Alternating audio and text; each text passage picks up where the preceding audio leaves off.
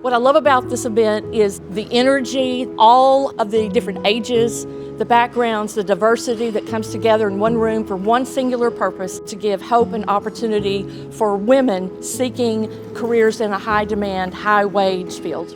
I think what's interesting about this conference is that there's different young women in the pipeline. We've got the very youngest coming from middle school and high school that are being exposed to male-dominated careers they weren't even aware of. Then we also have college students that are about to finish up their degrees. And then we have adults that are coming in, females that are wanting to re-enter the workforce and go into a different industry. I met with a lot of industry partners and I got a lot of emails and phone numbers. I'm ready to enter the field. This gave me the confidence I needed. Come and check out the different opportunities. Don't sell yourself short. We can do anything a man can do. We are able and willing, and let's change the world together.